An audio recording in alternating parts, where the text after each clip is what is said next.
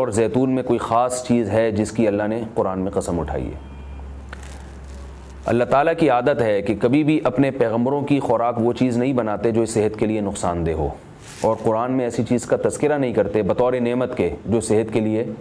نقصان دہ ہو۔ تو اس یقیناً انجیر اور زیتون میں کوئی اضافی چیزیں ہیں کہ اللہ نے قرآن میں انار کا بھی ذکر کیا، اللہ نے انگور کا بھی ذکر کیا، مگر میرے علم میں ایسی کوئی آیت نہیں جس میں انار یا انگور کی قسم اٹھائی ہو۔ تو یہ بھی یقیناً بہت بہترین پھل ہیں، لیکن انجیر اور زیتون کی اللہ قسم اٹھا رہے ہیں کہ یہ گواہ ہیں کہ انسان بہت بہترین ہے۔ تو اس سے ایک تو پتہ یہ چلتا ہے کہ ہمیں انجیر اور زیتون کو اپنی خوراک میں شامل کرنا چاہیے۔ آج کل کیا کھایا جا رہا ہے؟ چائے پی جا رہی ہے، گٹکے کھا رہے ہیں لوگ، پان کھا رہے ہیں، الٹی چیزیں، بازار سے بنی ہوئی چیزیں، دودھ پیک خرید کے پی رہے ہیں جس کے دودھ ہونے پہ ہی شبہ ہے کہ پتہ نہیں یہ دودھ ہے بھی یا نہیں،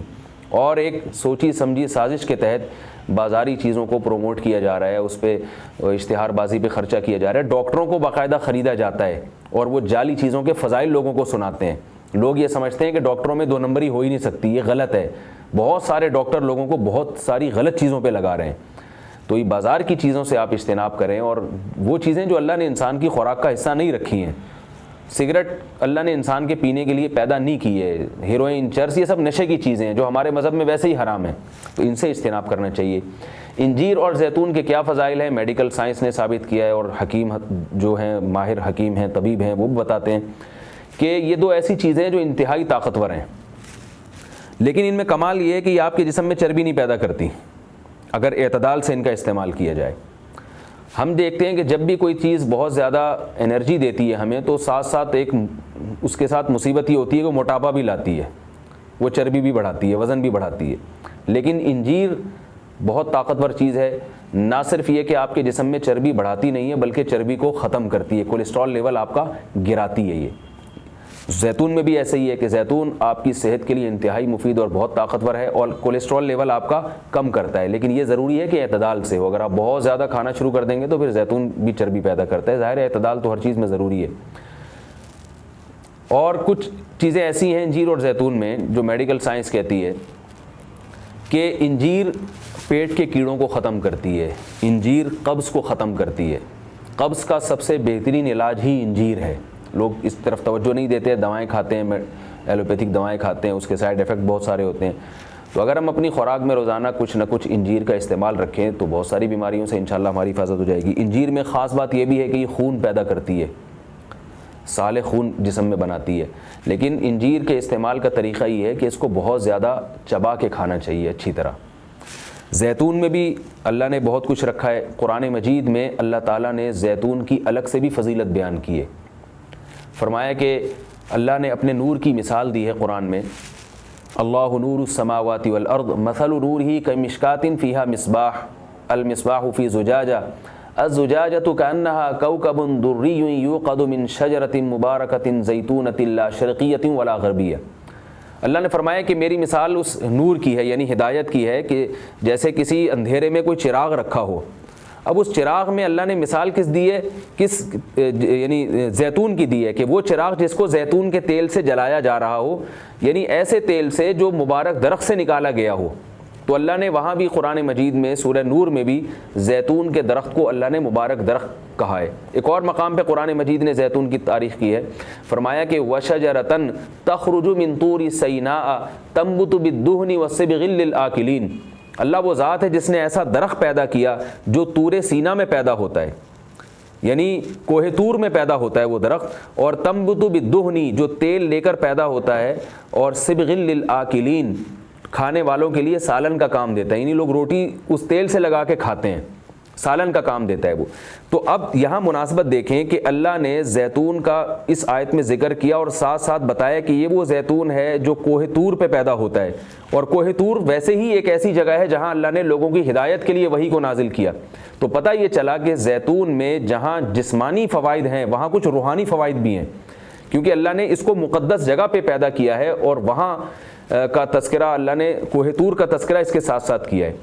اور اس آیت میں بھی ایسا ہی ہے، جہاں اللہ نے زیتون کا ذکر کیا آگے فوراً وطور سینا، کوہ طور کی اللہ نے قسم اٹھائی ہے۔ تو اس سے پتہ چلتا ہے کہ زیتون میں جہاں جسمانی فوائد ہیں کچھ روحانی فوائد بھی ہیں۔ روحانی کا مطلب یہ کہ اس کے کھانے سے عین ممکن ہے کہ آپ کی کچھ روحانی ترقی بھی ہو، شاید اللہ کی محبت میں اضافہ ہو، گناہوں سے نفرت پیدا ہو، یا اس کے سے جسم میں کوئی ایسی تبدیلی آتی ہے۔ میں کوئی یقینی بات نہیں کر رہا، لیکن قرآن میں اس طرف اشارہ ملتا ہے۔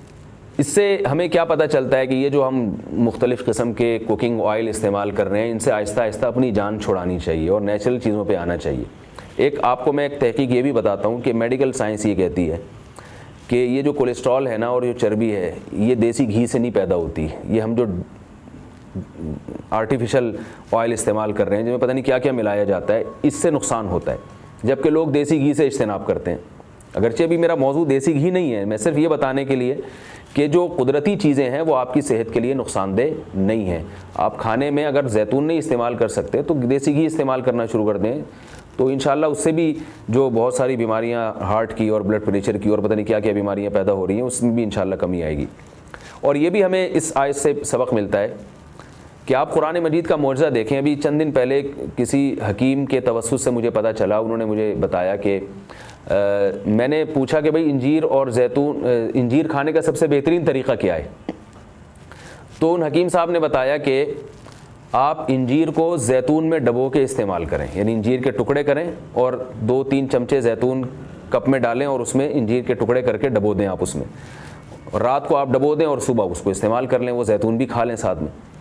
تو اس وقت میرا ذہن اس طرف نہیں گیا۔ اب آج جب میں یہ اس آیت کا درس دے رہا تھا تو مجھے خیال آیا کہ یہ تو اللہ نے خود قرآن میں دونوں کا ساتھ ذکر کیا ہے۔ حکیم تو آج کہہ رہے ہیں 1400 سال کے بعد کہ ان دونوں کا ملاپ بہت بہترین ہے صحت کے لیے، تو قرآن میں اللہ نے کیسے دونوں کا ساتھ ساتھ تذکرہ کیا ہے؟ تو یہ عجیب اتفاق ہے، اور بلکہ قرآن کی بلاغت ہے اور قرآن کا ایک قسم کا معجزہ ہے کہ آج بہت ساری چیزیں جن کی تحقیق ہو رہی ہیں وہ قرآن میں اللہ تعالیٰ نے ان کے اشارے پہلے سے دے دیے ہیں۔ انجیر اگر آپ زیتون میں ڈبو کے استعمال کرتے ہیں تو اس کے کیا فوائد ہیں؟ ایک فائدہ تو یہ ہے کہ انجیر کو چبانا آسان ہو جاتا ہے، ورنہ انجیر بہت سخت چیز ہوتی ہے، اس کا چبانا آپ کے لیے مشکل ہے۔ جب آپ اس کو زیتون میں ڈبو دیں گے، آپ صبح جب کھائیں گے تو آپ کو پتہ چلے گا کہ وہ نرم ہو گئی ہے، اس کا کھانا آسان ہے۔ اور دوسرا فائدہ یہ کہ اس سے زیتون کا کھانا بھی آسان ہو جاتا ہے۔ آپ اگر زیتون ویسے ہی چمچہ بھر کے پئیں گے تو جو لوگ زیتون کے عادی نہیں ہیں ان کے لیے مشکل ہے اس طرح سے پینا، وہ ٹیسٹ گین ہوتے ہوتے کافی ٹائم لگتا ہے۔ جب آپ انجیر کو زیتون میں ڈبو دیں گے تو کیا ہوگا کہ وہ کافی حد تک تیل جو ہے وہ انجیر اس کا جذب کر لے گا، پھر جب آپ استعمال کریں گے تو وہ تیل کا استعمال بھی ہوگا، مگر وہ تیل کی ایک خاص قسم کی جو ایک مہک ہوتی ہے جس سے بعض لوگ جس کو پسند نہیں کرتے، تو اس مہک سے بھی آپ کی جان چھوٹ جائے گی اور آپ وہ آسانی سے کھا سکیں گے۔ دوسرا فائدہ اس کا یہ ہوتا ہے کہ یہ جو کمبینیشن ہے انجیر اور زیتون کا، کچھ فائدے انجیر میں ہیں جو زیتون میں نہیں، کچھ فائدے زیتون میں ہیں جو انجیر میں نہیں، تو یہ کمبینیشن ایسا ہوتا ہے کہ آپ کو ایک صحت کے لیے ایک بہترین ٹونک مل جاتا ہے، کولیسٹرول لیول آپ کا کم ہو جاتا ہے، قبض آپ کا ختم ہو جاتا ہے، یعنی اطباء یہ کہتے ہیں کہ یہ 2 آتشہ بن جاتا ہے، یعنی انجیر کا فائدہ بھی ڈبل ہو جاتا ہے اور زیتون کا فائدہ بھی اس سے ڈبل ہو جاتا ہے۔ تو جب اللہ نے قرآن مجید میں ایک چیز کا بہت اہتمام سے تذکرہ کیا ہے تو ہمیں اس کو استعمال میں لانا چاہیے۔ میں نے عربوں کو دیکھا ہے وہ بہت زیادہ انجیر اور زیتون کا استعمال کرتے ہیں، مگر ہمارے ہاں صبح صبح لوگ جیم کا استعمال کر لیں گے، شہد نہیں استعمال کرتے، اور بچوں کو ٹافیاں کھلا دیں گے، انجیر نہیں کھلائیں گے کبھی بھی۔ میں اپنے والد صاحب کو دیکھتا تھا، وہ ہمیں انجیر لا کے دیا کرتے تھے، ہم کھاتے تھے اس کو شوق سے، والد صاحب خود بھی استعمال کرتے تھے۔ تو والدین کو چاہیے کہ بچوں کو ان چیزوں پہ ڈالیں، میٹھا کھانے کا بچوں کو شوق ہوتا ہی ہے، تو آپ ٹافی یا چاکلیٹ کے بجائے آپ ان کو انجیر کھلا دیں، آپ ان کو کوئی ایسے پھل فروٹ کھلا دیں، شہد کھلا دیں، تو ان چیزوں پہ لانا چاہیے، کیونکہ اللہ تعالیٰ نے صحت کی حفاظت کا بھی ہمیں حکم دیا ہے، قرآن و سنت میں اس کا بہت تاکید سے حکم ہے۔